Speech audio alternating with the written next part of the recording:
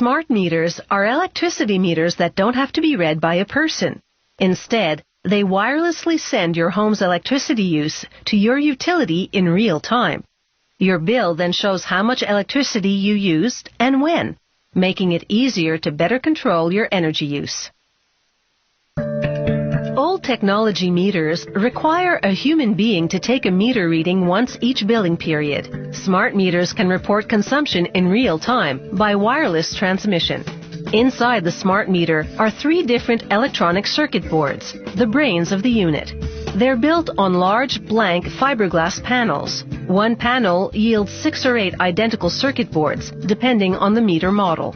In the first machine, a laser etches a serial number for each future circuit board. The next machine applies a stencil in the pattern of the components to be mounted on the board, then spreads solder in paste form across it. The board now wears solder paste, shaped and positioned exactly to receive the upcoming components. The next machine's 2 lasers verify that the solder paste application is perfect. Depending on the size of a specific circuit board component, there can be anywhere from 5 to 20,000 of them stored on a tape reel under a transparent protective strip. Workers mount the reel for each component on what's known as a pick-and-place machine. This computer-controlled high-speed device peels back the protective strip and picks the required parts off each reel, then places them in their designated solder-pasted position on the board. Bulkier components are stored on a different size reel, which workers mount on another type of pick-and-place machine. It does the same operation as the previous one, only slower, due to the larger size components.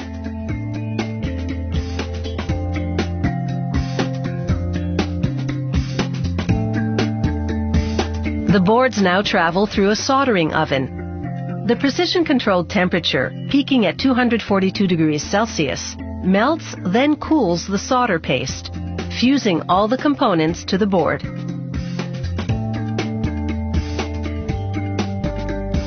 Next, each board undergoes testing. This machine applies electricity to ensure each and every component meets specifications.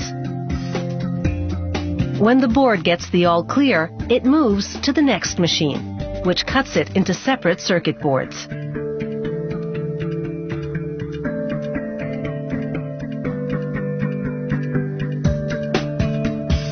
Meanwhile, robots assemble the meter's digital display.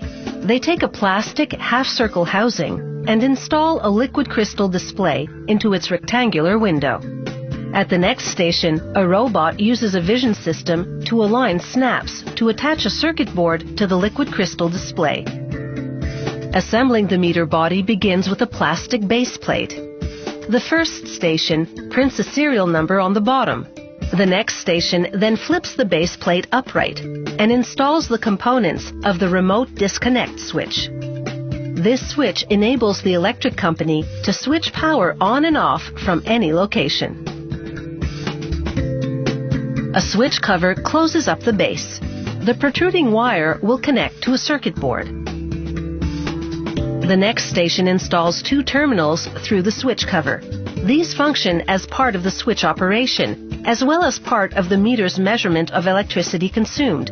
Once those terminals are in, an automatic screwdriver secures the switch cover. Now, the first of 3 circuit boards. This one, the metrology board, measures energy consumption.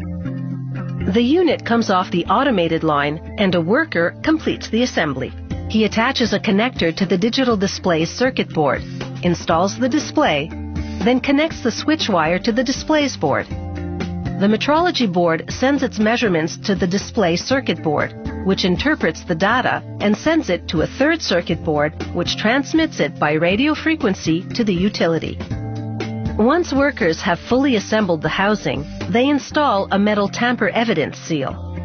Every meter undergoes rigorous final testing. An automated station verifies the display using a vision system.